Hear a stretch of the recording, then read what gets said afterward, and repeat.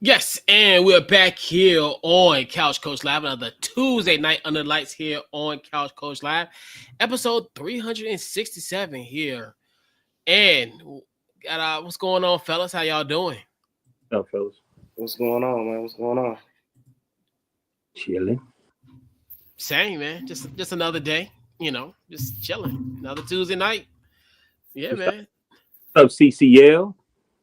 What's up? Oh, give it to you. What's up, man? Ain't much what's going on with you, man. And like all up here, man. Happy to be back. Yeah, man. Hey. Oh yeah, glad to have you back. Yeah, man. The gang is all back. All three of us. So yeah, we back at it again. So man, we got a great show lined up for your night. We'll talk about Joe Flacco being traded to the other part of the state with the Bengals. We'll talk about the Monday Night Football game where the Jags defeated the Chiefs. Our takeaways from Week 5. This Mark Sanchez situation that is just have been crazy, chaotic. We'll go through that and just everything that happened Saturday and Sunday and the aftermath of all that. We'll discuss that. We'll talk about our game to watch this weekend, and then we'll wrap it up with our game ball and final thoughts. So, man, we got to talk about some interesting news. That's something it's weird, like, especially since we moved to this Tuesday slot. Things have happened during a Tuesday in all these in everywhere. So today we learned the news that Joe Flacco was traded to the Cincinnati Bengals. Now, mind you, when Cincinnati was essentially looking for the quarterback situation, obviously we look at the Giants have two quarterbacks in Jameis Winston and Russell Wilson. They did not contact the Giants. So the details of this trade was Cincinnati and a Cincinnati traded for Joe Flacco, and they also received a 6th-round draft pick in 2026. While the Cleveland Browns got a 2026 5th-round pick. What's your guys' thoughts on Joe Flacco being traded to Cincinnati, and how will that shake up the NFC North in your personal opinion? I'm gonna go with you, X. What you got? I think it was a move that needed to be made. I'm kind of surprised that Cincinnati traded within the division. Cleveland traded within the division. I don't see them really making too much progress because the offensive line is still terrible. The defense is still terrible. Joe Flacco can't run, so if the offensive line can't block, what are we doing? And you kind of surprised me when you said that Cincinnati did not contact the Giants, because if I were them, I would have contacted them, at least would have tried to get Jameis, if not tried to get Russell, because both are mobile enough to escape the pocket. They both have strong arms. They like to throw the ball downfield. And like I said, another good thing that comes out of it is now you kind of solidify the quarterback room for Cleveland. You get Flacco out the way now. You have your QB1 with Dylan Gabriel, and now Shador is bumped up to QB2. So I'm glad they got that all situated.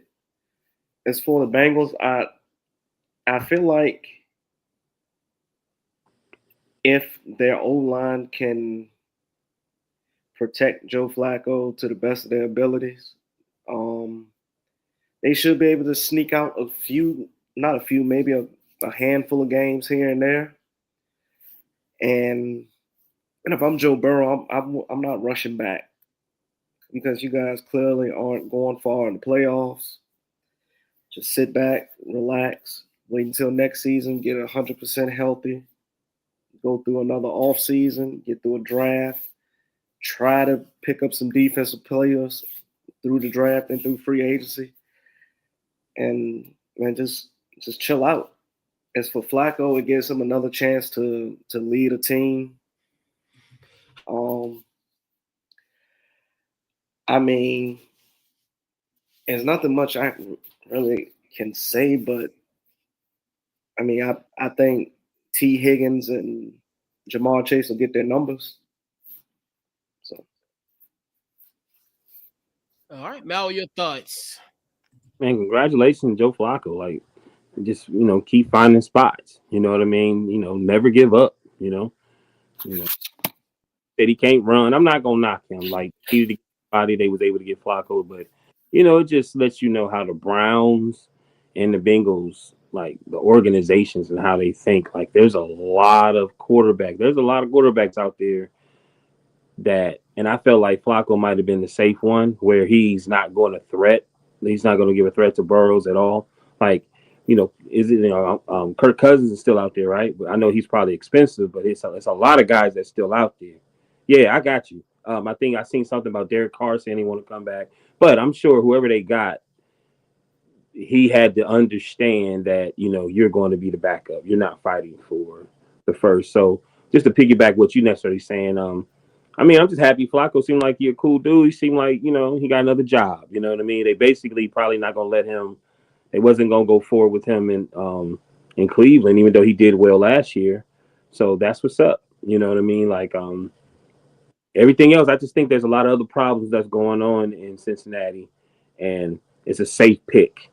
You know what I mean? I just feel like it's a lot of other things they could have done, but let them do what they do because that's what they do.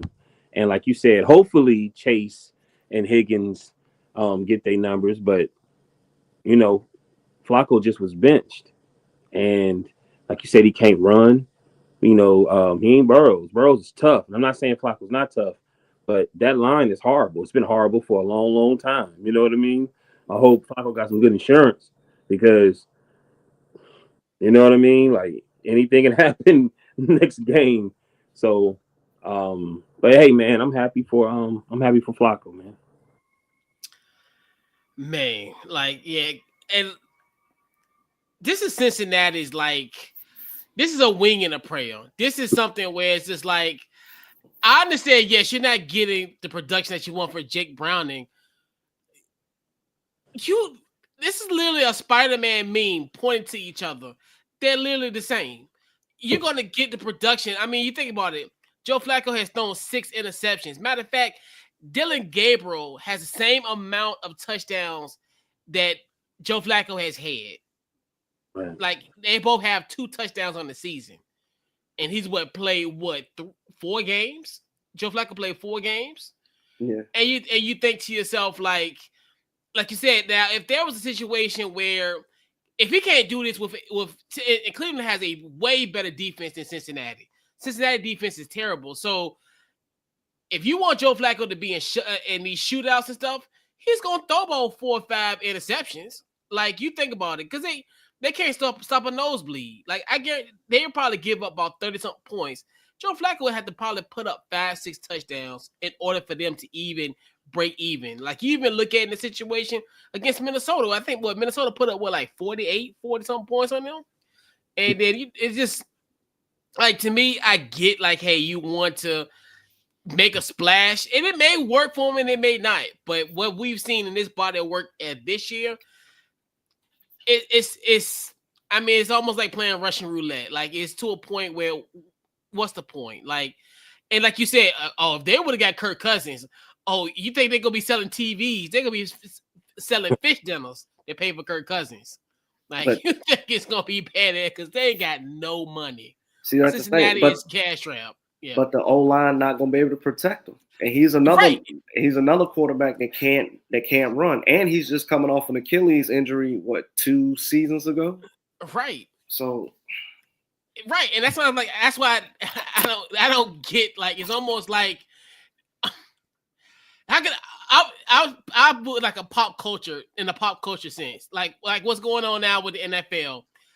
This is similar to what people like, with Cardi B dealing with Offset, and now she's dealing with Stephon Diggs. Offset and Stephon Diggs is literally the same person. And Jake Browning and Joe Flacco are fairly similar. So that's why I look at it from, it's like you said, that's why I wanted to make the emphasis of saying what the Giants weren't called about Jameis or Russ, because we know now that is essentially Jackson Dart's team. And they would have been, now I won't say perfect, but they would have been a better solution than a Joe Flacco. So good luck, Cincinnati. But Val, I think you need to order your 2025 AFC North Championship, because the ship has sunken. Everybody. At this point, even if Mason Rudolph comes in, I think he can win this division.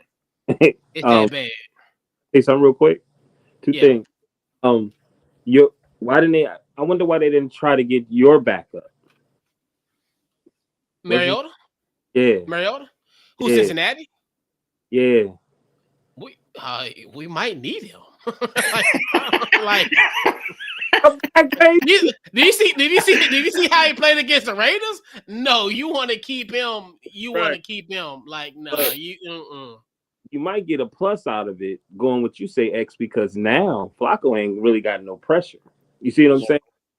That pressure, all of that probably was getting to his head. Like, yeah, bruh. Like, you know what I'm saying? Like, I don't like this. Last year I was good because I ain't had no pressure. Like, everybody's middle finger up was to Deshaun. You know what I mean? So everybody gonna praise me if I do little positive stuff, blah, blah, blah. Now he in the same predicament. You know what I mean? Where if he a couple games or just stuff is just positive, because it's really all positive when you think about the Bengals, because it was a toss-up. You know what I mean? But he ain't got no pressure now. You know what I mean? He has pressure. And that just lets you know that Cleveland doesn't deem him as a threat if you're willing to trade him to. Matter of fact, you trade him within the division, and you traded him within the state. So they don't deem Joe Flacco as a threat. But also I was over here thinking it's kind of funny because the Lions just played the Browns and the Bengals back-to-back weeks, and each team benched their quarterback and went with another QB for the following week. Yeah. Are you flossing? I'm just pointing out the obvious. You ain't playing that shit. I just feel like you trying to. You better not bench nobody. Now, if you go for 3 in a row, we're gonna have to board homes, get water, had your kids, had your wife. If you replace Patrick Mahomes, no. That's what I'm saying. If that happens, if you go for the trifecta, I'm scared. I'm I'm going to a bunker and hide for the rest of my life if that happens. So, but we know that's not gonna happen. But it's just gonna be interesting how this all gonna play out. My personal opinion, I don't think much of it, because like you said, you trade within the division. This kind of remind me of like Donovan McNabb getting traded to the Redskins circa 2010. It has that feeling, has that feel. And I think when I read up that this is the first time that the Bengals and the Browns have made a trade since like 1999. I think since the beginning of when Cleveland came back. So that's 26 years ago. That's crazy. But yeah, like I said, ain't no threat, and No. And back in 1999, that's when Joe Flacco was at Delaware. No, let me stop. But But yeah, but no. But all seriousness, yeah. But shout out to Joe Flacco, still getting a job. About to be 41 in January. So hey, keep getting that money, Flacco. Right. Who knows if he decides to sign back with Cincinnati? If they haven't improved their own line, he might get another chance to start again. Right, it's a possibility. And then you never know, like you said, if Flacco, not Flacco, but if Joe Burrow, I think he, like you said, this depends on how they look mid-December. Yeah. If they're in contention, maybe he comes back. But if they're out of contention, you just shelve him. He'll be back in 2026 at this point. But What? you know. So what is Cincinnati's like remaining schedule? At least the next up until the bye week. Let me look at it. Ash.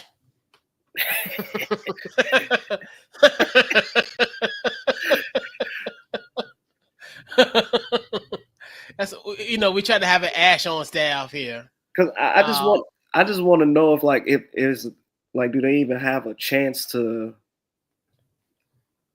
contend for a wild card spot? I mean, they are 2-3. All right. You ready, Ocho? Let's go. Man, they got Green Bay next week. Loss. They got Green Bay. And Loss. then on a short week, they got to play the Steelers on a short week. Loss. Then they got the Jets on October 26th. Win. They got the Bears November the 2nd. Depending on what Bears team show up. And then we got the Bengals and the Steelers on Maui birthday on the 16th of November. Another loss. You got the Patriots with Drake May and them. Loss. What is that bad? Damn. What is that bad? Come think October 12, 16, 26, 2nd, 16, 23, 27. Oh, they got a late bye. They got a week 15. They got a week 4. They got a They got to buy. They got to buy after Thanksgiving. After the Bears game. Oh, they do? Yeah, because they go from November 2nd. Oh, no, yeah, no, 2nd to the 16th. Yeah, they yeah. Okay. So November. Oh, they play on Thanksgiving. Oh, never mind. I'm a bit. All right, let's jump the gate. Okay. So they got the Bengals, right? So that's on the they got the Patriots. Then they got to play Thanksgiving night. And I'm like, that's another short week yet again. And Lamar will be back by then, so Lamar be back, and then 10 days, and you got 10 days, and you got to go to Western New York. You got to go to Orchard Park. That's a loss. Play the Bills, yeah. So you thinking even if he comes back, he comes back either December 14th versus the Ravens or Bengals versus the Dolphins in Miami. So I wouldn't come back because I think I just ran off like 5 L's in that. Yeah. So it's no need to come back. Just sit back, relax, get completely healthy, and just focus on next season. Yeah. Right. But yeah. And maybe the organization, while he's sitting out, can start strategizing for the next season and see who should stay, who should leave, and what, you know what I mean. Sometimes a step backwards, man, when you move forward, it'd be elite. You know what I mean? Because well, last year was kind of the moment where they kind of fell off the cliff, and now this one, they fell halfway through the stairwell. This year, the way things going, they about to fall into the cliff, into the foundation, to the crawl space. It's because I think No, I was gonna say, but after that Super Bowl loss, didn't they rebuild their offensive line? I thought, well, they not rebuild it all, but they added like a piece or two there, right? So what they did was, all right, they changed personnel. That's like you having a dirty wall and you just paint over a dirty wall. That's all that was. You just painted over a wall that had a hole in it. Did they at least change the O-line coach? Well, I don't know about I don't know if he was a part with I don't even know if they did any change for the line wise, but But she said they will probably. I'm thinking.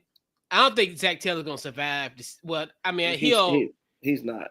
He's gonna get fired. Well, I said he'll survive this season, but I think he will get fired at the end of the season because 2 consecutive years of them not making the playoffs. Yeah, it's well, I don't know, but we gotta remember Cincinnati's cheap, so that means they will have to pay him and then pay somebody else. We gotta remember we're not dealing with, like I understand Cincinnati. that. Cincinnati. Yeah, but I understand it, but it's gonna get to a point where if it's when they get rid of the coach and then they continue to have losing seasons, or if Joe Burrow can't stay healthy, when are you going to ask the question, or when you going to start thinking about moving on from Burrow? Because his health is not how many times has he finished? Well, not finished the season, but played all 16, 17 games. Mm-hmm. The playoff. That was the Super Bowl. Super Bowl year, and then last year. That's it. Just two out of what, 6 seasons? Right. And to be honest with you, Lamar got hurt, and when Lamar hurt, them Bengals don't do nothing. The Bengals don't do nothing. That's just the truth. That year he got hurt, and and Burrow was going at it. You know what I mean? Yeah, but even despite that, he did go to the Super Bowl. He did beat Kansas City in his defense. I do that. Which, yeah, I know what I'm saying. But even with No, go ahead, Coach. Go ahead.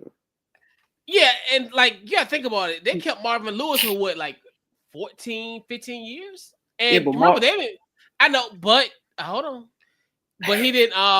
They never won a playoff game. Now, think about it. It's almost eerily. It's like I told you, they operate a little bit different. We've had discussions as far as them selling TVs to generate some revenue. So this is for real. They have had sales where they have sold televisions. Yeah. This. So the next coach, you probably gonna have to, they're gonna have to do some type of fundraising opportunity to get this coach in here. Is it coach or is it GM? That's what I'm saying. But even though they cheap, it's like, okay. Oh, that's Paul Brown. I mean, that's the Brown family. I mean, who is their owner? Is this still Paul Brown still their owner? I think so. It's the ownership. No, it's the ownership. Yeah. But it's the Paul Brown family being cheap also? Huh? Wasn't the Patriots when they had Bill Belichick? Wasn't they known for being cheap also? They were cheap. They just didn't want to pay nobody. They didn't want to pay nobody. It's like they got money in their pocket, but I ain't spending it. Cincinnati is like, look, I got 25 cents to my name. What can I get for 25 cents? Versus Bill Belichick, they might have said, hey, I got $20 million, but I ain't trying to spend a cent. They were just being frugal. They're frugal. That's like, as young kids say, broke and frugal. Two different things. Man, they don't even have a practice facility. What I want to say, yes, it's under an overpass. Come on, so it's under an overpass. Like think about it. It's almost like if you go to Shockoe Bottom and like that little where the train stuff at across the street from the train station, that parking lot. That's literally a training facility. It's under an under an overpass, so you can literally drive through the overpass and see these dudes practicing, out in the open. It's literally free practice. I got you. Yeah, it's so. Bottom line is, this is karma. You know what I mean? They only, like I said, they went to.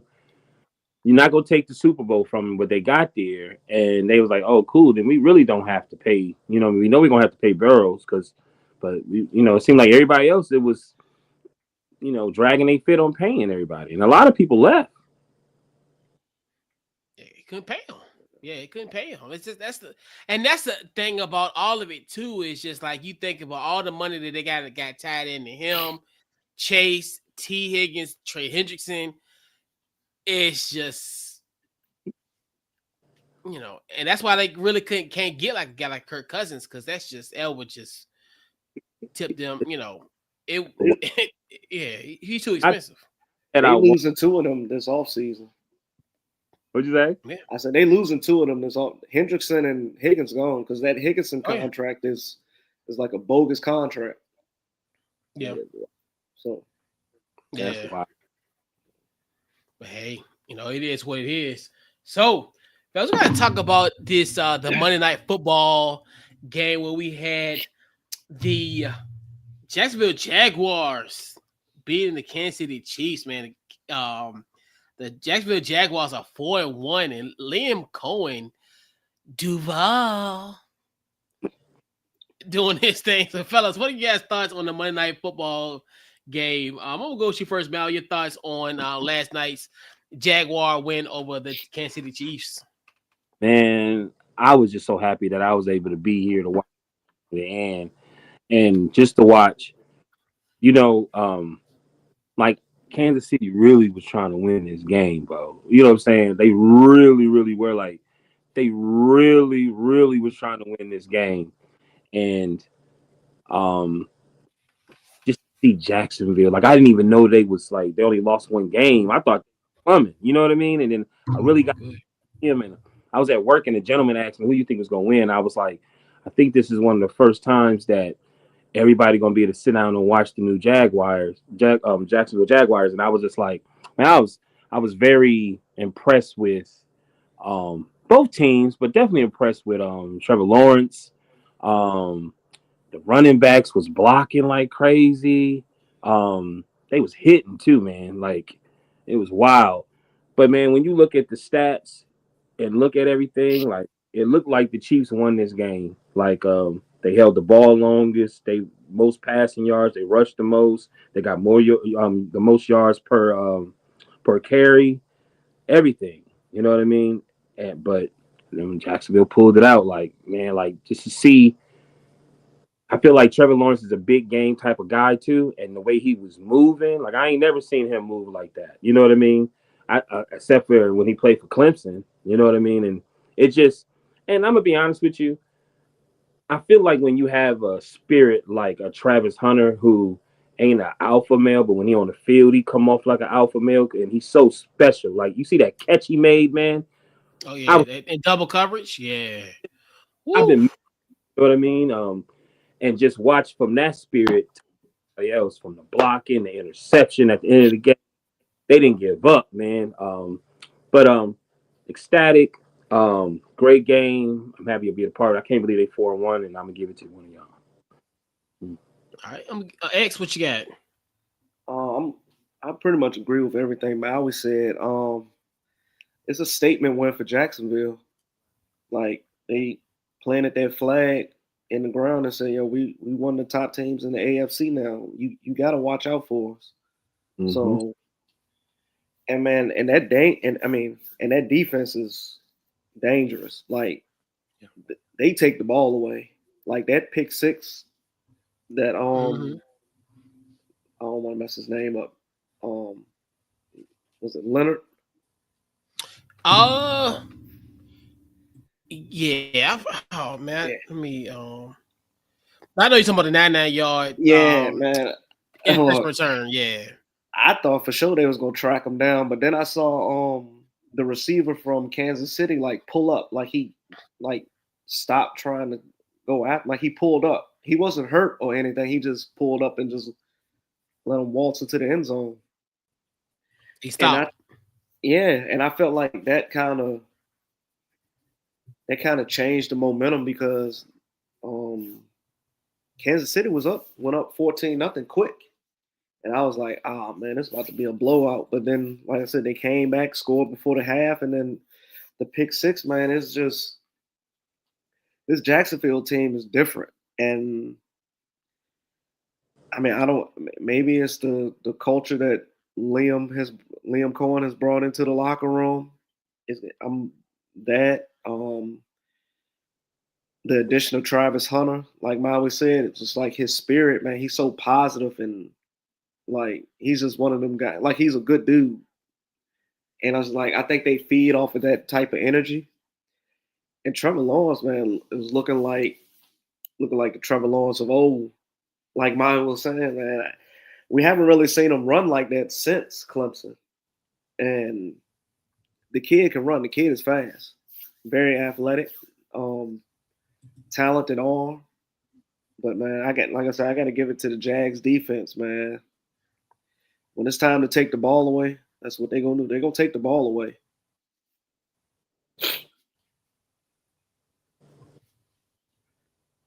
Yeah.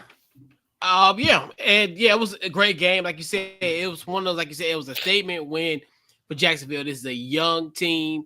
Obviously, like we talked about as far as now, Trevor Lawrence, a lot because we always look. This was kind of like a make or break kind of year for him because they're like, okay, what's next for Trevor Lawrence? Like, has he, him need to take the next step? You have a game like this of this magnitude, and even like we talked about Travis Hunter, a lot of people have been talking about, he needs to pick a side or whatever. But the play he made, like we talked about in double coverage, I'm like, yeah, this dude different, and that's when hopefully this will quell people and kind of quiet people up about as far as what he possesses. And we know rookie, so it's gonna come along. I think that's one thing Jacksonville was even saying, like, hey, we're giving stuff in small doses, and we. I hated the whole of the box and just be elite on both levels. No, it's going to take some time, and I'm liking what they have done slowly, the slow progression of him. And like this team, we even talked about him in the preview. They were really going to be interesting anyway from an offensive standpoint. Obviously, like with Trevor Lawrence, De'Ami Brown, and like you said, that defense is very fierce as well. So that's one other thing too, where it's different. And then I think even in the their game against San Francisco a few weeks ago, and obviously him and Robert Saleh got at it, and I like Liam didn't back down because Saleh was saying some.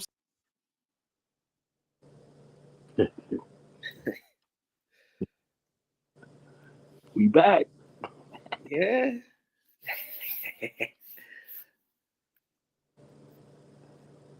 All right. Well, until he come back.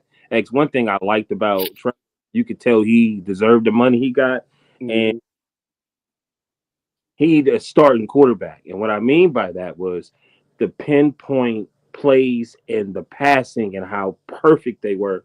You know what I mean? Like if there's a prototype, I would say, let's say Tom Brady, the early Tom Brady. You give him a minute 30, he cuts you up all the way down. Before him, I used to like John Elway. He was really good at it. You know what I mean? The slants going up, and you got to put the ball right at the right place.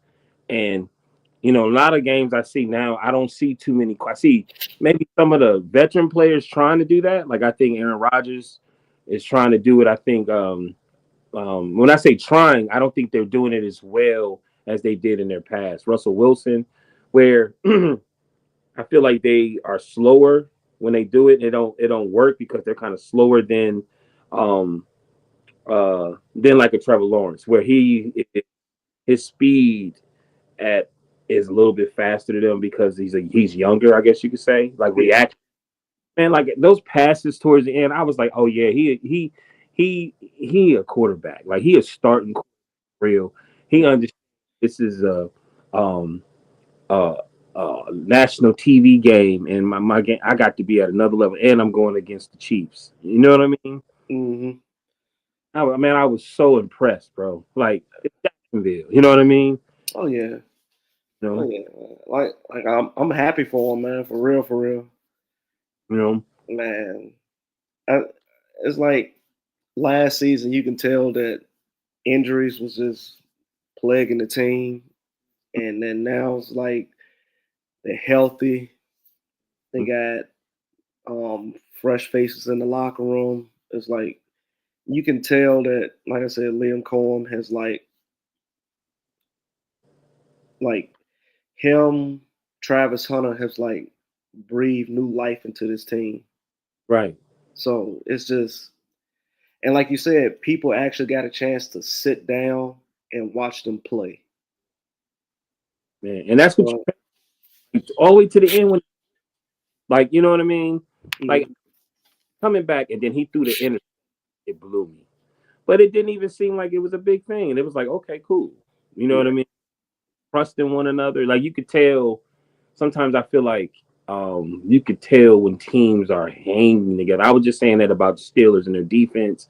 And like I was like, man, they need to have a day where they playing poker, going fishing, yeah. and playing Madden or something. You know what I mean? Oh yeah. Because you just to bring some stuff together, like because it don't seem like everybody um is on what they on, and I was just really impressed. It's weird because I feel like the Chiefs is going through the same thing. Like Jones stayed on the bench after the game. Uh, it just seemed like, and then they were snitching on them, telling them they were saying how they doing a whole new playbook. You know what I mean? And I'm like, maybe these are the issues. Back Well, to you. well, you kind of see that um, Trevor Lawrence and Travis Hunter kind of built a rapport. You can tell they have this they got the Adidas commercial together, so you know they spent time together talking on set. So like I said, they build a rapport, building the chemistry.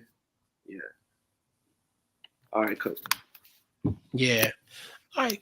So what we're gonna do now, we'll talk about our top two, well not our top two, but our two takeaways from week 5. So I'm gonna go to you first. X, what are your takeaways this week? Well, we just talked about one with Jacksonville beating the Chiefs. Like I said, I felt like that was a statement win for Jacksonville. Um, and then another takeaway, the NFL college, it don't matter, right? I mean NFL and college, either or just it Okay. was probably was more so good week 5 NFL, but yeah. Okay. Yeah.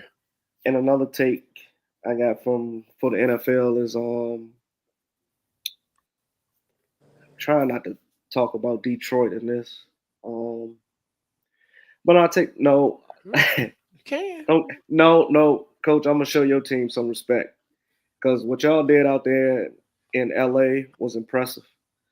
The Chargers was a hot team, and Jaden Daniels coming off the injury, um, and that was an impressive, very impressive win that y'all had on Sunday. For real, like it's like y'all had like not just the Chargers, but y'all had Herbert flustered. I mean, I don't know if it was y'all was getting to him with the pressure. It was just when y'all was just creating turnovers, getting stops when needed, and then y'all was capitalizing on offense. That was Yeah, it was a lot in that game. A lot of blunders on the Chargers end. I think the turning point. I think that's one thing about these games. Just everything, the momentum. If you looked at the game in the first quarter, oh, this gonna be a blow. This gonna be almost Atlanta versus Washington yet again. Essentially, that's how I looked at it. Then I think the tide turned. Essentially when Quentin Johnston fumbled the ball, and that gave us an opportunity to kind of march down the field. That gave us an opportunity. Then they had the punt return, and then they got the roughing the kicker penalty. Then that essentially put us in position essentially to get the ball to keep the ball in our possession, and then end up going down to tie the game at half. But like you said, it wasn't a very impressive win. I'm very, very proud of the Commanders and their effort. Yeah, it was it gives you hope because after you look at the Atlanta game, even though people say, "Oh, you only lost by 7," that game was nowhere near close to a 7-point game. Like Atlanta could have blown the doors off of us. They were being nice because we won't hit no nothing in Atlanta. But yeah, what you got, Mal? Your two takeaways. My two takeaways is based upon my prediction is that Brian Dable and Michael McDaniels is about to lose their job. Both of these teams that they actually should have beat. Um, the Giants was playing the Saints and they was down 14-3. after 5 turnovers, 2 interceptions, and 3 fumbles, the Giants lost 26-14. The Dolphins was up 17 points, if I'm not mistaken, and lost 27-24 to the Carolina Panthers. Now the next game, I think the Dolphins play the Chargers, and the Giants play the Eagles. Like Mike Yeah, McDaniel's Thursday night. Yep, Thursday night. 29 wins, 29 losses. He's 0-2 for the playoffs. Brian Dable is 1-1 in the playoffs, was coach of the year that year, and he is 37-1. So my 2 takeaways is they probably about to lose. The Panthers kept the Dolphins down to 19 yards rushing. I don't even understand how you do that. But yeah, that's my one takeaway. My next takeaway is just Baker Mayfield is balling. He made history. My takeaway is from it because when last time I was talking to you, Coach, you said that he was a runner-up, like in the top 5 for MVP. And I was like, what? You know what I mean? And now looking at it, like, they 4-1. Last game, he was 379 yards. 375 passing yards, 2 TDs, 135 passing rating. He's balling. Like, he made history of less than 5, getting over 375 yards and making less than 5 incompletions. Like, he is balling. Yeah. But yeah, and honestly, Dayball shouldn't even made the playoffs the year he made it. If Kayvon Thibodeau didn't get penalized, he should have got penalized for hitting Taylor Heineke, because that shouldn't have happened in that game in 2022. So Dayball Right. I think that what I was really made saying, the playoffs, my personal opinion, but I digress on that point. and they didn't. Mhm. And it's just looking like it ain't looking good. Injuries and all that. It is, time to go. It's time to make some decisions. Yeah. So as young kids say that you're cooked. I know a lot of people looked at Baltimore as being cooked, but Arizona is cooked. Arizona, I don't know, for some bizarre, odd reason, something is going on in Arizona. Something in the water is just not going well in Arizona. Obviously, this is a game I didn't necessarily follow because obviously that was in the 4:00 window with Washington and the Chargers. I'm thinking I'm chilling, doing some scores. I'm thinking, Arizona got this comfortable lead, and then come to find out that they lost to the Titans. Now they had a 21-3 lead over the Tennessee Titans. The Tennessee Titans coming to this game had a 10-game losing streak. They have not won a game in 10 games. And that's dated back to last year. All right? Okay. 21-3. Now imagine the score. So DeMarcado, their running back, runs it to the house, drops the ball inches short of the goal line, becomes a touchback. All right? Then that, did get Tennessee the momentum, because obviously that would have been a 28-6 lead. That could have been the backbreaker for them. But now the score remained at 21-6. Cam, I got Cam Ward throws an interception. Arizona gets the interception. They fumbled it. Tennessee recovers it for a touchdown. Now, the other thing, this is the first time we have ever seen a coach and a player get into an altercation where you seen Jonathan Gannon hand in the area of DeMarcado. He yelled at him. He probably called him everything except for a child of God. and laid him out. And then there was some motion of hands. Arizona has lost 3 games. They lost to San Francisco by a point. They lost to the Seahawks by 3 points. And they lost this game by a point. Arizona's done. It's bad juju in Arizona. Get rid of everybody, even Kyler Murray. I think it's really time to do some spring cleaning in Arizona, because some ain't right in the water in Arizona. I don't think they can recover from this. I got a question. No. Yeah. How would you Justin Fields being there? No. That's even worse. That's even worse. That's not like, here we go. Here we go. Here we go.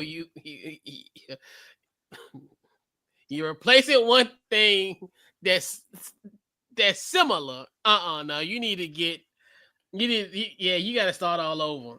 And then, man, your guy, man, Aaron Glenn. I swear, I don't think he was ever this great.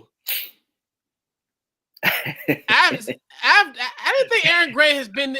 I thought he had like a salt and pepper thing going, but he's 100% great. I don't like.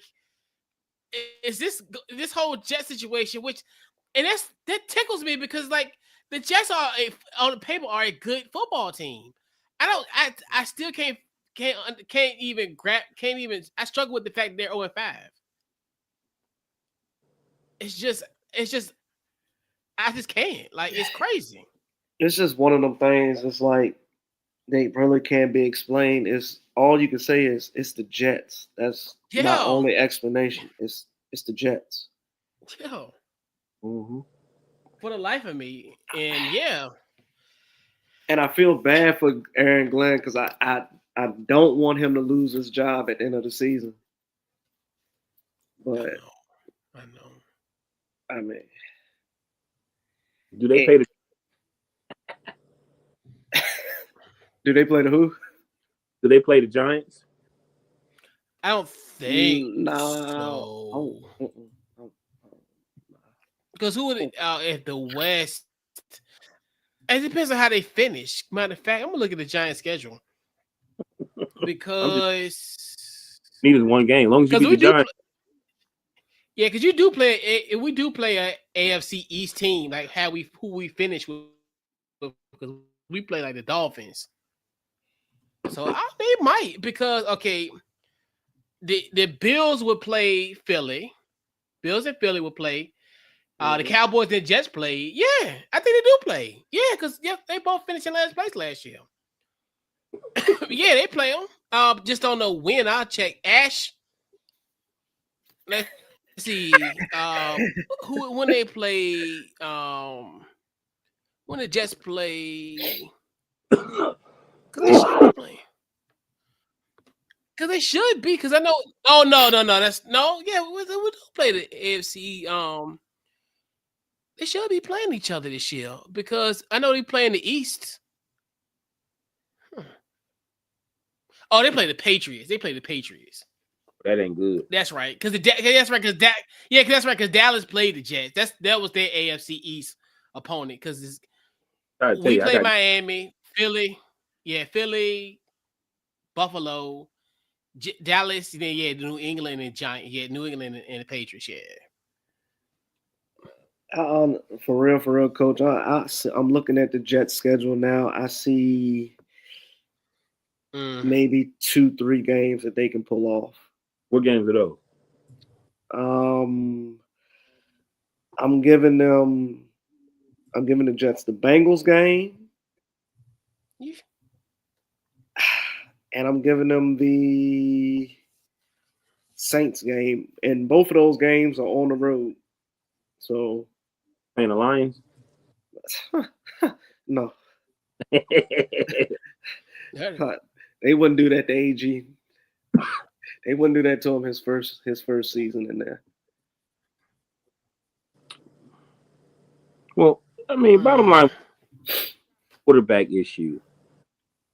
But I don't think Fields playing that bad though. Huh? I said that's the thing. I don't think Fields playing that bad. So what y'all think is the? And he hasn't turned the football over at all. I think it's the Jets. defense. It's got to be. I mean, it's the defense, man. Because man, did y'all see that George Pickett play where he flabasted, he mossed Sauce Gardner for that touchdown. I'm just like, oh my goodness. Like, yeah. But like you said, because they're not turning the football over. Like, they are playing clean football for the, as far as offensively. Like I said, that's why it's hard to, when you sit down and you really think about it, how is the team 0-5? Like, I'm about to tell you why, Coach. I'm about to tell you why. yeah. Week 1, they gave up 34 points to the Steelers. Week 2, they gave up 30 to the Bills. Week 3, gave up 29 to the Buccaneers, gave up 27 to the Dolphins, and then they just gave up 37 to the Cowboys. So out of the first 5 weeks, 3 of those games they gave up 30-plus points. And more. Yep. And in the other 2, they gave up 27 and 29. So yeah, it's the defense. Yeah, it's the defense. It's clearly the defense. Yeah, because you think to yourself, at least with the offense, they're holding their own. Like, but it always could be improvement. But it's just like you said, the simple fact of just the defense just can't stop a nosebleed. The only game the offense didn't really show up was the Buffalo game. They lost 30-10. Yeah. So a lot of teams in the league right now, man. I'm even like Browns got the best defense in our division, and I'm like, luckily my team is starting to come back around. But there's a lot of teams that's known for defense. They're not playing defense well. Yeah. Crazy. And like I said, Justin Fields is playing pretty good. Yeah, he has a 67% completion percentage. I mean, his yards per game is 188. He has 4 TDs, no interceptions. Right. Clean football. And sacked 10 times. But I expect him to be sacked a lot. He's a mobile quarterback that likes to run out of his pocket. So yeah. But what's up? So what's the real issue? The defense is it the safeties or what is it? Probably because they don't get a good pass rush. That's another thing too. Because that's why everybody is so oh well. This is the thing. It's why I hate about when people talk. When meeting and all that type of stuff. Because everybody talk about how Sauce Gardner is trash, this, that, and the third. But I'm like, I don't put that on him. Because y'all anointed him as if he was gonna be the greatest cornerback of all time. Right. And that's where I hate talking about guys who will start prematurely. Like when we did our top 5 list of quarterbacks, I was I didn't want to put Jane Daniels because hey, we have a limited sample size, a good delicious sample size, but not a good. We only got 1 year to judge compared to other guys. We got years of work. When you anoint these guys early, and then when they fall short, don't be calling them bust, don't be calling them trash. You put that expectation on him. Right. And I still think Sauce is still a good, like we talked about it when he signed the extension. I'm like, I still think that's still worth it. But y'all anointed him. Not y'all too, but you know what I mean? For us in just everybody who hyped Sauce Gardner from the jump. Oh, he's gonna be this generational lockdown cornerback.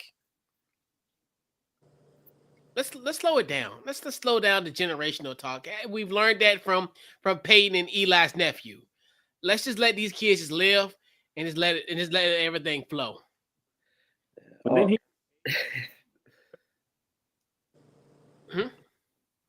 I'm just capping. I'm just talking, But yeah, I mean that's what I'm saying. We just do this stuff prematurely. That's the thing that aggravates me about all this. It's just oh yeah, coming out the gate, he's gonna be this. Just like I talked about Travis Hunter. He's slowly coming along, and that's fine. He got a whole NFL career for us to judge his play. We can't do it based on 4 or 5 weeks of what we got. We don't have nothing. Right. You only got one bite of the sandwich. You can't tell me if the sandwich good or not. And look, another thing is the defense has not created any turnovers.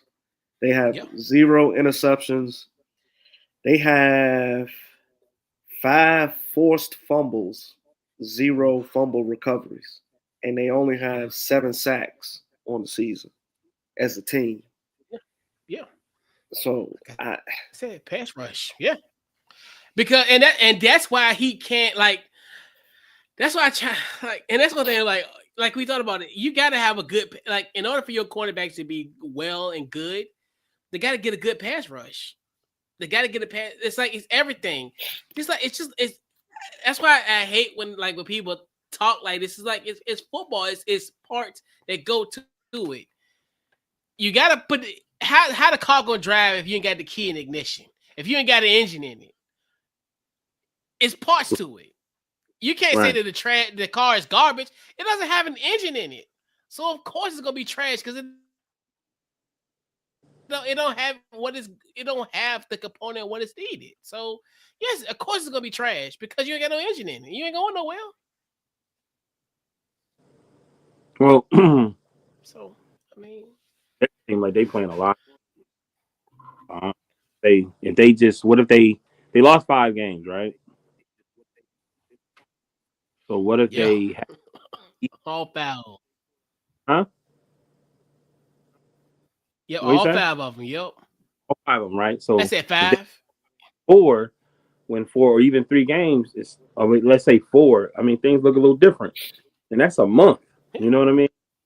That's the weird about it. Like, we just talking about September and the first week of October. So what if they went out the next 4 weeks? Stuff will look different, man. Like from the beginning, I've been on this show. I always said, you paying all these people that got these clipboards all this money. You need to figure it out. You know what I'm saying? Yep. Use, man.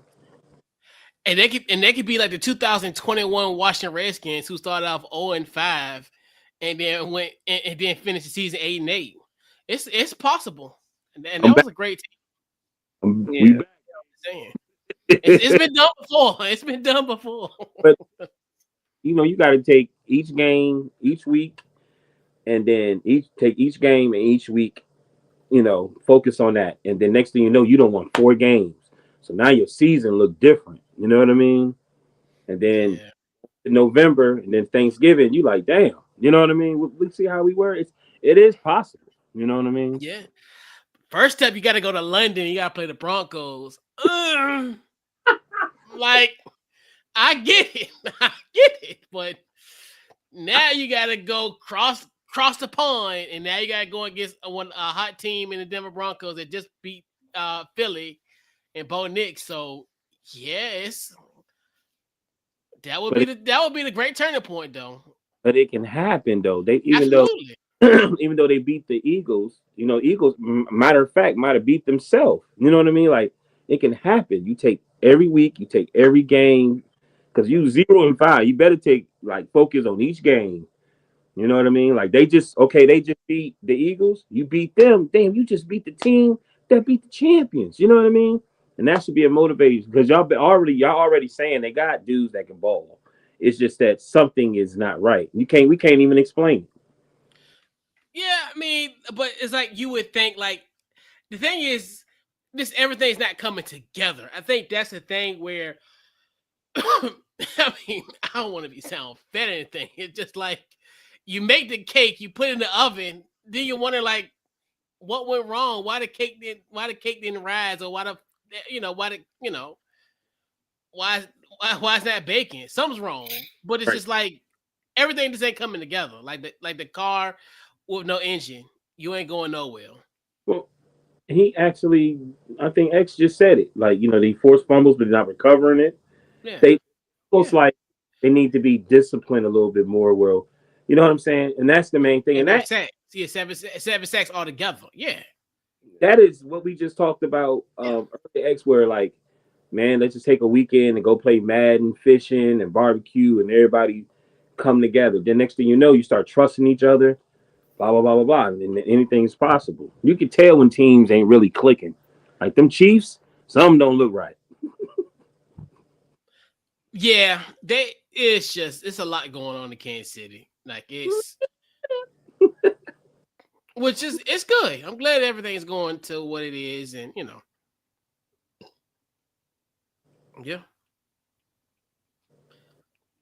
yeah, and y'all got them on the menu next on Sunday night, so that's gonna be interesting.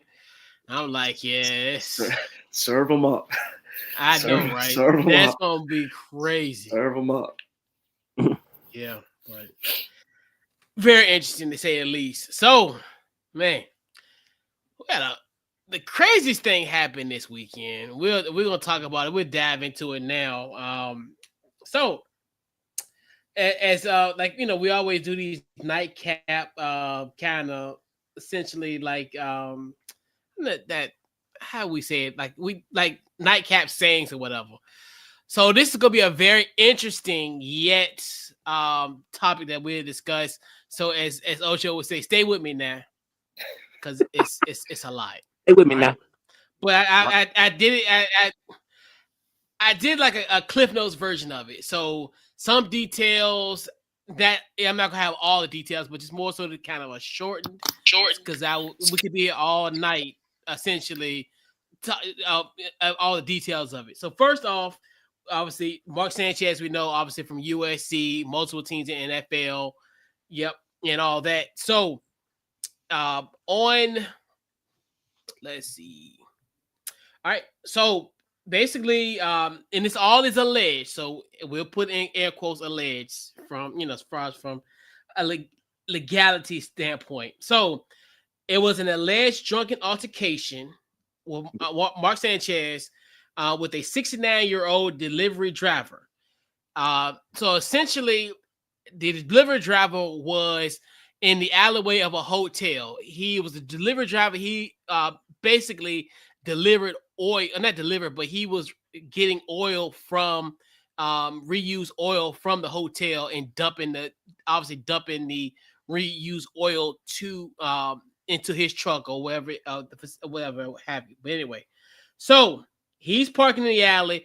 Now, according to sources, and this is all alleged, Mark Sanchez was in the alleyway, what many people deem was doing wind sprints. So pretty much just running down the alley. Do it as you may. All right. So then Mark Sanchez had a conversation with the 69-year-old man, pretty much saying, hey, you don't need to park here. The manager said, hey, don't park here. So, and obviously, if you, not obviously, but another factor as well, the 69-year-old man, I guess he probably didn't hear Mark Sanchez. This is all alleged. Didn't hear him say that. So Mark Sanchez essentially, and this is on the videotape, allegedly body slam the 69-year-old delivery truck driver. The 69-year-old man pretty much is trying to fight back, pretty much saying, hey, he's trying to kill me. Pepper sprayed him, still to no avail. And then Mark Sanchez end up get stabbed by the 69-year-old truck driver. If you looked at the images of the 69-year-old man in this altercation, he had like a deep gash on his left cheek, several he was in a neck brace, just really bloody, like for the most part. So Sanchez was charged with felony battery. So if you, from a legality standpoint, they're saying that there's probably going to be maybe a 1 to 6 year potential jail time. That's just a ballpark figure. And also there was a lawsuit that was filed against Mark Sanchez and also Fox Sports. And obviously it was talking about Mark Sanchez. It was currently still there, but we don't know how that's all going to play out. But it's a Fox Sports analyst, and he was actually in town in Indianapolis. It was going to broadcast the Indianapolis Colts versus Las Vegas Raiders matchup. So, fellas, oh man, what you got? What you got thoughts on this Mark Sanchez situation? I'm gonna go with you first, Mallory. What you got? Man, a lot of that stuff I didn't even know. But I thought they said allegedly that his breath smelled like alcohol. That's not true. Well, I said alleged drunken altercation. Yeah, I mentioned drunken allegation. Yeah, he was allegedly running up and down the alley. Allegedly, yes, doing wind sprints. Basically, yeah. Cocaine, a hell of a drug. Hey, well, allegedly. So what did you? Allegedly. Okay, so does Mark remember any of this stuff? Okay, So when they did the eyewitness account, he Right. don't remember anything. So basically, how this story kind of came about, obviously, the 69-year-old delivery driver had his statement, and his statement essentially was proven essentially by the surveillance camera. Right. So basically, the guy parking in the alleyway, Sanchez coming to him, telling him to disturb, body slam, pepper spray, and Right. So nobody not said anything, and everything is just based upon the video and what this man said. that, and there also is a police report that Okay. validates all this. So So it's alleged because obviously from a legality standpoint, it's just basically alleged, more so to protect to protect the interests of everyone. okay. In a So sense. I'm gonna say this: we got to communicate more, because bottom line is supposedly Mark said something, and the gentleman didn't hear him, and then it just escalated from there. I've noticed now when you drive around and you beat the horn at somebody, they beat it back to you. You know what I mean? Even if they in the wrong. So I'm just saying, this just seemed like this was a communication thing that we just got communication where, like, I was thinking some other stuff, because I saw people speak on it, and they said you could be sometimes when you're intoxicated, you can black out, and they gave some examples of that, and then I saw something else. They were saying how they kept hearing Indiana, and they was promoting Indiana, saying they like for people to constantly come to Indiana and host things. So this is and then they said Mark is really a nice guy. So they was like, for hearing this, it's out of character. So I started thinking about when we was on the road, coach, and we had a co-worker by the name of Ernesto. And see, I didn't know about the running up and down the alley. And I was like, man, well, maybe somebody, if he don't remember, maybe somebody put something in his drink and he was just out of it. You know what I mean? But like I said, this is all allegedly, and he hasn't even spoke yet. So, and I hope everything works itself out. It seemed like the judge looking at everything, and he kind of like they're gonna take care of it, but it's not as. I mean, it's serious because the old man and him was in a hospital. But man, I just hope everything work out, and you know, got to stop. A lot of people do things by themselves, man. You got to have other people with you, especially if you're a celebrity. Mm-hmm. Yeah. What you got, X? Oh, when I first saw the report, I guess all the information wasn't really out there because they made it seem like Mark Sanchez was the victim and was attacked. Right. But then, I guess as the day went on, more information started to come out, and then it was proven that Mark Sanchez was the aggressor. So, I mean, like you said, allegedly alcohol was involved, and I'm, and then I don't think they alleged any drug use or anything like that, did they? No, they ain't say anything about that. That's Okay. why when you So, I mean, but we all know. So, and I mean, I haven't seen, the only video I saw was the aftermath of it. Showed Sanchez like limping, walking away from where everything happened at, and you can see the image I saw was black and white, but you can see a big, like, gash, yeah, a gash, around like his mhm, torso area. Yeah. yeah. I think it's kind of safe to say that he will no longer be working for Fox FS1 Sports. Yeah. Um, I mean, it's sad because one, he physically assaulted an elderly man that was just out there doing his job. Um, did they say why he um started saying anything to the gentleman? And that's the thing where he was just in the alleyway, what they call quote unquote doing wind sprints, and the guy just because he parked in the alley and he pretty much just said, "Hey," the owner said, "You know don't park here," but it's like, why would you even say that? Because you got to think to yourself, this guy, I guarantee you, this wasn't his first time doing picking up that reusable oil. So it's probably, and he's in the alleyway for a reason, because he's picking up something from the hotel. You're not gonna just be in front of the front of the hotel to get something like that, you know. Yeah. So it's just like, it's almost like, to me, it was almost like being a Karen. If you you know, as far as where it's just like talk, like not minding your own business, because what would be the point of confronting somebody who is doing their job? He's driving a box truck.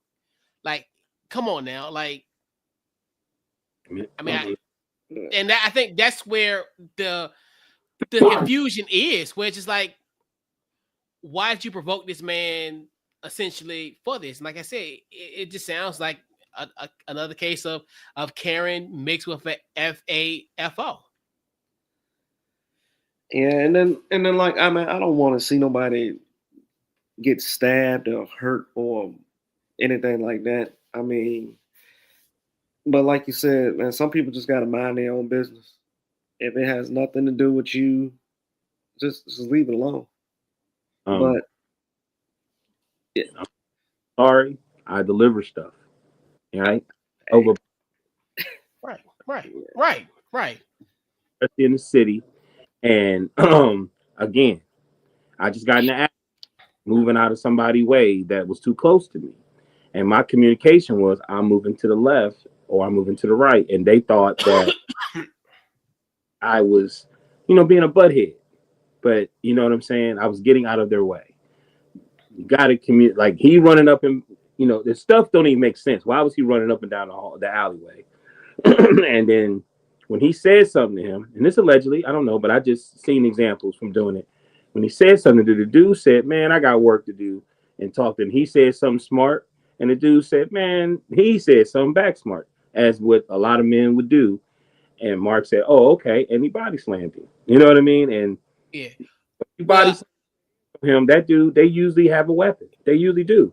You know what I mean? Excuse me. And he stabbed. So, like I said, communication's got to be better. You know what I mean? But Mark wasn't supposedly so there's no communication there anyway. You know what I mean? Well, what I think what ended up happening, as I mentioned earlier, because the family did make a mention that the 69-year-old truck driver has a hearing problem. So I think what ended up happening, and this is just allegedly, my thought process is, Mark might have said something and he didn't hear him. And then of course he felt as though like he was ignored, and then that just set him off even more.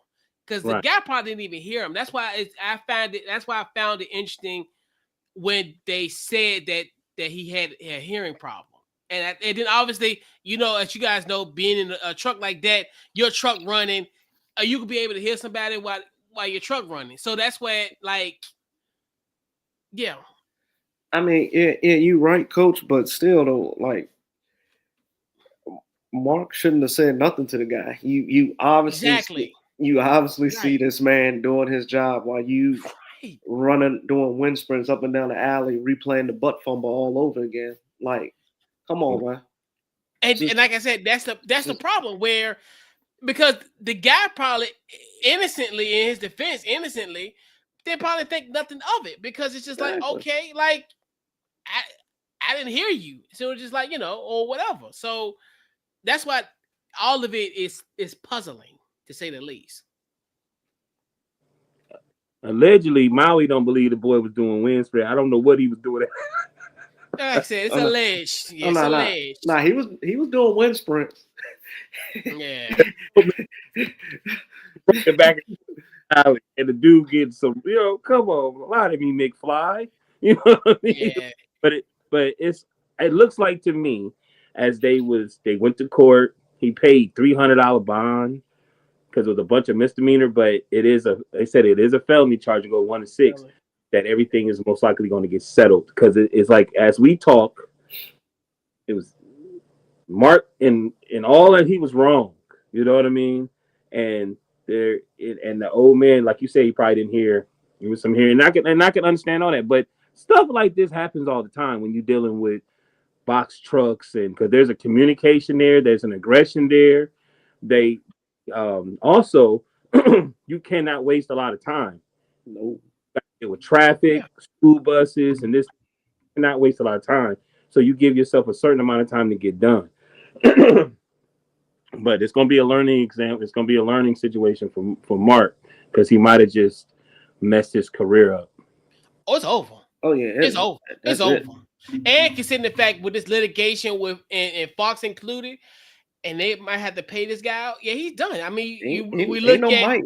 They gonna have to pay he's him done. out. I mean, they have to pay him out. I mean, yeah, if you look at that, if you look at that image of him, like, yeah, like they say a picture say 1,000 words, that says several million words. And yeah, it's like you said, once that we've seen kind of this happened in the beginning of the year with us of a lawsuit with Fox, and essentially all those parties are gone. Mm-hmm. Some were gone before the allegation, but when the dust settled, all of them are gone. Every single one of them. I think it's one thing too where when this first happened, and that's why I've always pride myself of always gathering details before I post stuff. It was like a don't press send moment for me, because like you had talked about it, Max, in the beginning, this was what Adam Schefter tweeted, and I understand Adam Schefter in the business because he's gonna just tweet up to date stuff for what you hear. So the first tweet was essentially stating that Mark Sanchez was a victim of a robbery, right? Which, so then it became political. You start seeing guys in, as far as Indianapolis talking about blaming, like the police department, all this type of stuff, just blaming. And then Dan Dockage went out and talked about, the whole situation of, well, it's a bunch of black fatherless men in Indianapolis. So people, running wild in the streets. And being it, and then to saying if anybody's offended, F off. And it's the same guy that we talked about X that was on the show where Bruce Pearl said all that stuff. So just keep that in mind as well too. Mm-hmm. It was about like about midday. It's probably about like 1-2 o'clock. I don't know if in the afternoon. I seen the police report because obviously one of the local reporters from Indianapolis tweeted out the report, and I'm thinking to myself, okay. If you look at the police report, they say like who's the victim, this and the third, and I'm like, well, why is Mark Sanchez not a victim on his police report? I'm like, what's really going on here? And then obviously, once that, then you start getting like this avalanche of information. Then because at first it was a delivery driver, they were thinking that he was like an Uber Eats driver, this and third. It's always funny like how all these details come out. That's why like it's kind of like I'd rather be the last word on it than be first to it, because like if we would have been here Saturday morning, we'd have been like, well, Mark Sanchez was a victim of a robbery. No, he's far from it. So it's just one of those things where it's just like you gather all the facts, and it's crazy because this is coming off the heels of what happened with Kyron Lacey. When we finally found out that, hey, he was not involved in this accident. He was 72 yards away from the accident, even though people put him in that. The narrative was, and I remember when it first happened, he, God rest his dead, but they were like, oh, he commits this crime and then he graduates the next day, or he graduated that day or whatever, and then he commits this crime. And I'm like, do we have anything going, why are we so quick to have these development not letting things play out? But thank goodness, at least to give his family some solace to know that he was not involved in it, even though it doesn't bring Kyron back. But it's crazy that happened Friday when everything got discovered, and then this happens, and then it's still people jumping out the window with stuff. And it's just like, have we even learned our lesson 24 hours prior to the situation? So I didn't think it was fair that they they showed the picture of the 69-year-old man, look, with tubes and everything in him. You know what I mean? I was like, man, they could have just showed the picture of the man, like with his family or something like that. But you showed that, like, and I was like, oh, he done. He done. You know what I mean? Like, yeah, yep. But that's what they want, because that was the family gave that to a local Indianapolis. Like, I think it's the Fox or the CBS affiliate in Indianapolis. right. That's what you're supposed to do. This is the when you get offended, been the my neck and my back and my neck and my back. Right. Like, I mean, I'm just saying, like, we just we just keep it real. Like, hey, it is what it is. I mean, we just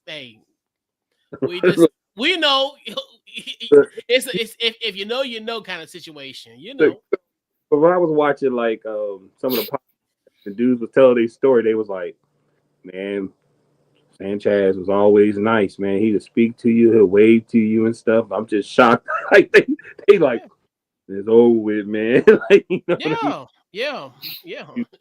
Camera. Shout to Key Believe. You know what I'm saying? He was like, he was just like, damn, man.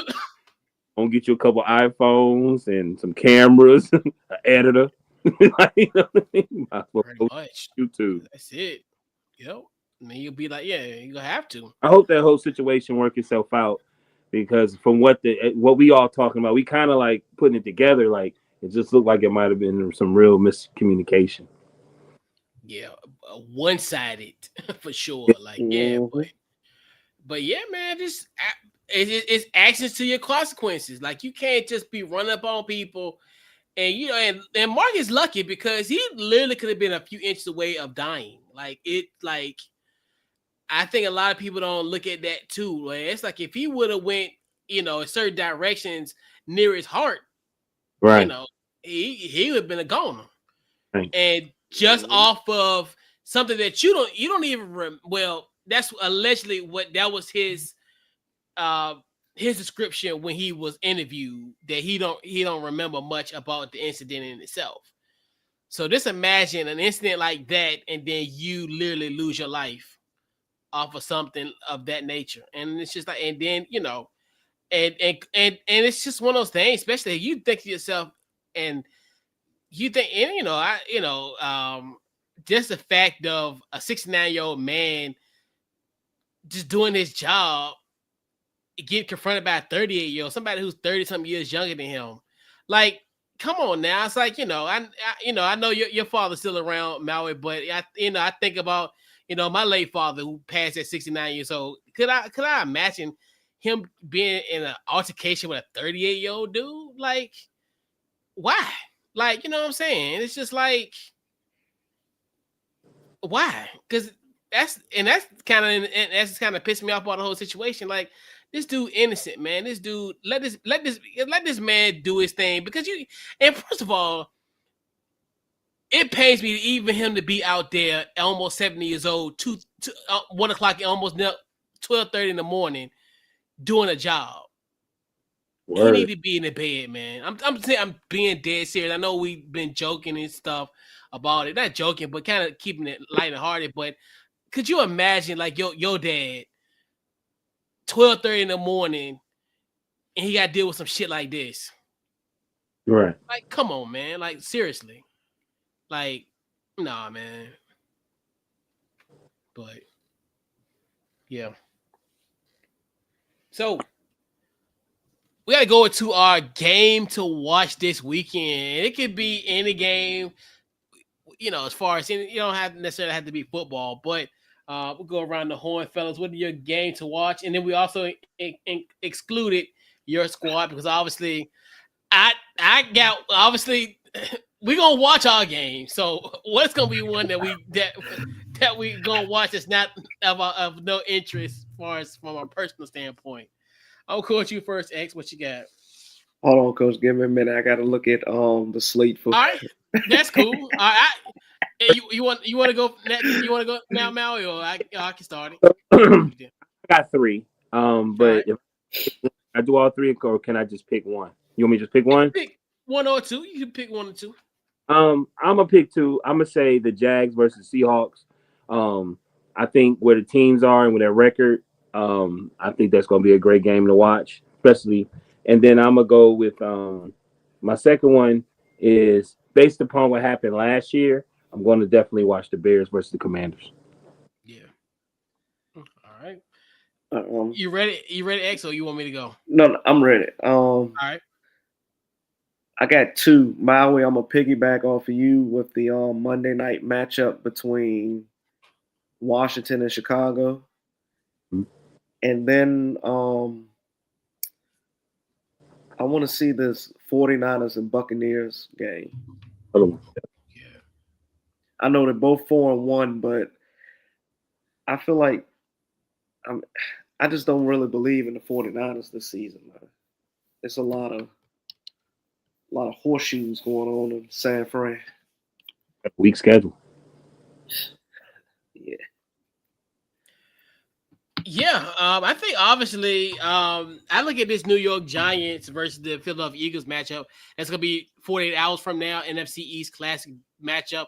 I call this the it's not a road trip, but it's a bus trip up to New Jersey. So obviously, I really want to see kind of how both these teams play because both of them are coming off of losses. So obviously, we talked about Philly, losing to Denver, and then also the Giants losing to the Saints. So really want to see how this all plays out. And if the Giants win, the Washington Commanders will be in first place in the NFC East. So for at least for 72 hours, hey, I'll take that for now in mid-October. I mean, why not? And then I do like that Seattle versus Jacksonville. That's kind of a really interesting. This is not going to be a game where it separates the pretender and the contender, but it just shows you kind of like whoever wins this game, you're like, okay, they go to the next level. So it's like if Jacksonville, wins this game, but they're 5-1. Seattle's 3-2 or 4-1. I forgot their record. But anyway, they even they win, both will make what I call pretty much a statement kind of win for both. Whoever wins this game can make a statement.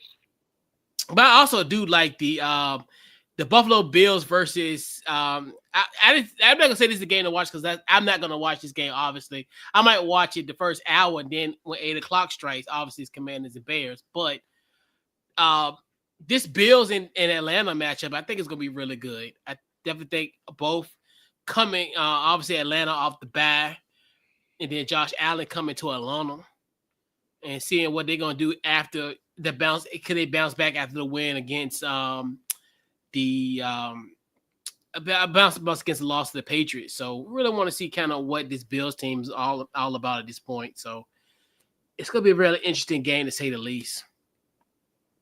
And also honorable mention that Lions and Chiefs game. I think that's gonna be good.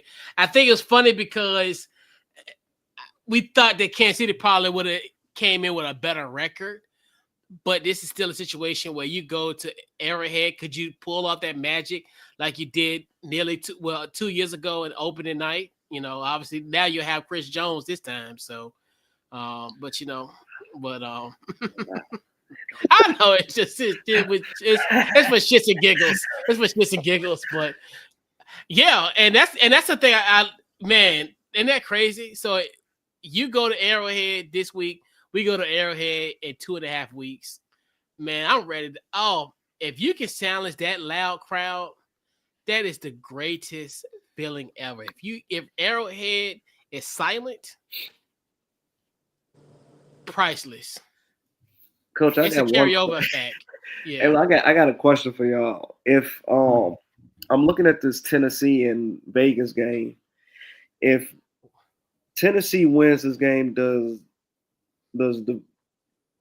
Las Vegas move on from Geno Smith as far as the starting QB? I mean, I would, because with Geno, he threw. Gosh, he threw like 6 picks too, ain't he? Has he? He's just up there like with Flacco, ain't he? Let me check. Ash.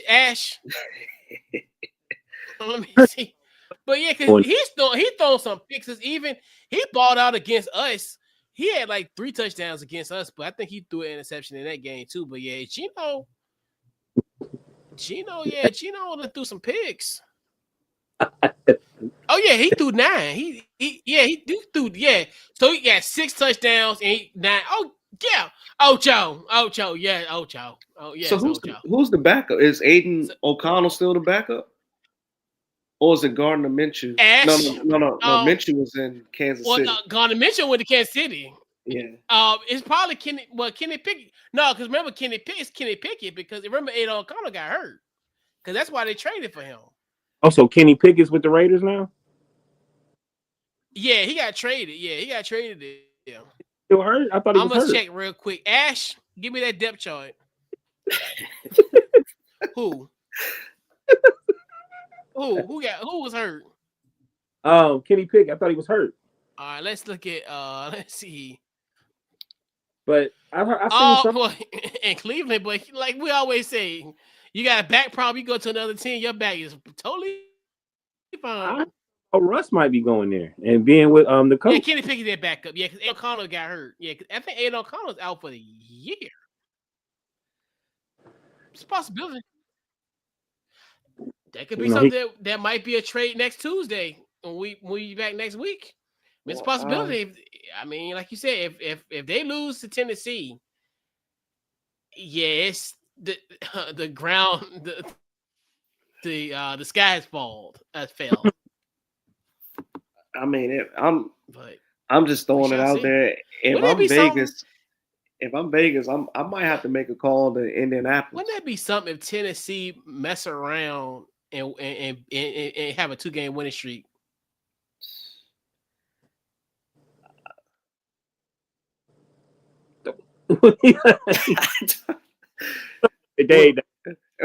Maui, what you think? Do you think Vegas needs to make a call to Indianapolis to inquire about? I don't think so, B. I think that young man need to be patient and because it's still Daniel Jones, bro. I understand, but I don't know, man. Because I think that this is the last year of his rookie deal, right? For Anthony Richardson. Right. So they either going to trade or they going, but I think I'll trade him just to see if I can get at least some draft compensation back from him. And it's option for him to be traded. But sometimes I ask from him, from his standpoint, I would just try to be as professional as I can. I think that's when you athletic and you are creative. I'm trying to feel the best word for that, where you creative, because I think he's a little different than some like Justin Fields and Land, all of them. He seems a little creative. I think that if you can, like a George Pickens, like they say prima donna-ish kind of. I think if you in a situation, if you learn how to just be professional and patient, I think that speaks volumes for you. Give you an example. You like boxing? Yeah. You remember when Floyd Mayweather fought Zab Judah? Mm-hmm. You remember where Judah hit him below the belt, and man, only person that didn't do anything was Floyd Mayweather, and he went to the corner and he just stood there, and by not doing anything, they was able to get everybody out the ring. It's a pay-per-view too. That's what's crazy. Yeah. Get everything and big dude and finish the fight. He showed that he was professional. You know what I mean? That he could be worked with. So I just think the young man, like, if he could step back and just pay attention, and you're right, it's his rookie deal. He sit back and pay attention and keep working on his craft, and you know what I mean, study. You know what I mean. Anything can happen. You know what I mean. But there's quarterback opportunities for these guys. Oh yeah, but like I said, I don't see Anthony Richardson like demanding or asking or requesting a trade. I'm just saying, what if Vegas just on their own volition just made the call themselves to get a feel and see if they willing to part ways with him? It's weird because it seemed like a lot of teams aren't really playing for the future. They're like it's like they set up just to win now. Like, you know what I mean? Like It's fact, like I could say the Saints are certain teams that you could say yeah, but I don't know. Maybe my take is getting kind of messed up because it just seemed like okay, if you do get this person, what are you gonna do for your future? You know what I'm saying? Like I don't know. Some of the guys that I see. I don't know, bro. Like I don't know. I think just to seem like they look washed or a possibility. It seems like there's a lot of backups in starting positions in the league. They're not really like starting quarterbacks. You know what I mean? No, I mean you got your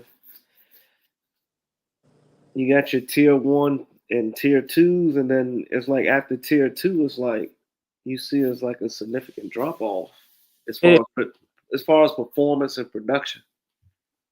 right. And I think like Jalen Hurts, I feel like he has weapons. I mean himself, he could throw the ball, he could run, but I still feel like he needed a program of somewhat to show his dominance, like a lot of option, play action, things of that nature. You know what I mean? Rather than a spread. You know what I mean?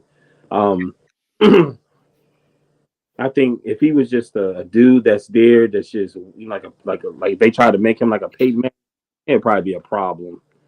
You know what I'm saying? I think it's funny because I think this is like the only time we've mentioned the Eagles this whole show, especially with what's going on Mm-hmm. and the way they played Sunday. They, man, I don't know. I watched that game and I was just like you ran Saquon 6 times.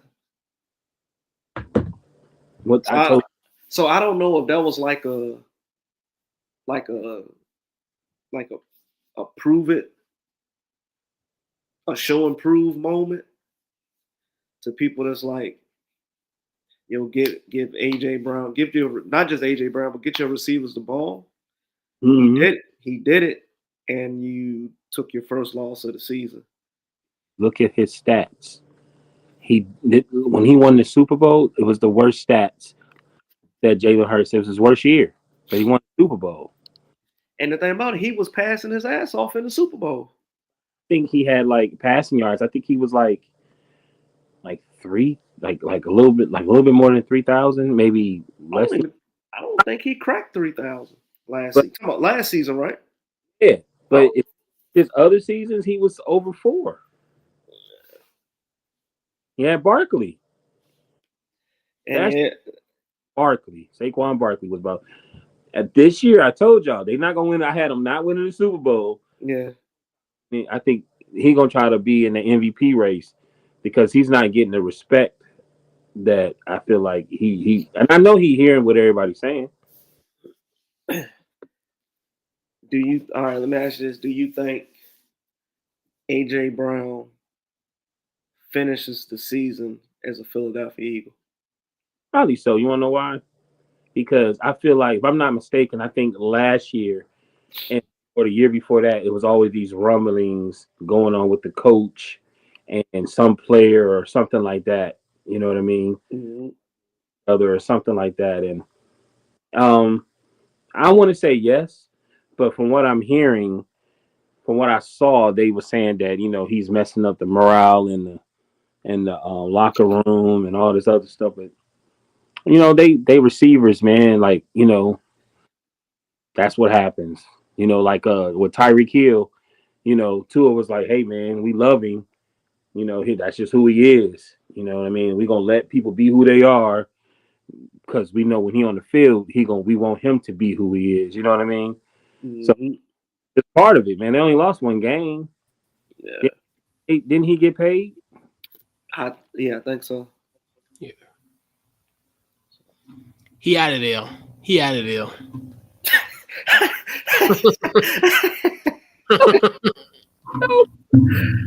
So yeah, Can't stand AJ Brown. I can't stand AJ Brown. who they gonna get for I'm him? still mad about an NFC Championship game. Better load up some draft picks or something. Yeah, he get a little farm for him. All right, mess around, be like Diggs in the They just lighten up them Bills. Right. But yeah, AJ Brown, yeah, unsavory. Gotta be careful, man. Dudes like that end up playing for Cowboys or something. Nah, they wouldn't Hey, trade him within the division. I don't even think they'll trade him within the NFC. If they trade that's him, what I he's say. going to the AFC, AFC. He can play up another 4 to 8 years. and he will not go to a contender. That's for sure. I sit his ass back to Tennessee. Whew, whew, whew. Yeah, it's on here. I sent him back to Tennessee. All right. But yeah. All right, so we'll wrap up tonight's show with game ball, and then we'll talk about our final thoughts. So we'll go around the horn, fellas. Who get this week game ball for you? Who you get this week game ball to X? I'm gonna give it to the Jacksonville Jaguars defense. And they showed up and showed out when they really needed to. Like I said, the pick six was huge. They didn't get when they were down 14-0. They didn't allow that to get the morale down as the team. Like as far as team wise, they bowled their backs when they needed to, made the stops when they needed to. Offense took care of the rest and got the win. All right. What you got, Maui? My game ball goes to the New Orleans Saints head coach Kellen Moore for his first win, comeback victory against the Giants, 26-14, and Spencer Rattler was able to even get a 87 yard pass to Rashid Shaheed or something like that. But yeah, man, Kellen Moore got his first win. Woo, I know he happy because he was on that hot seat.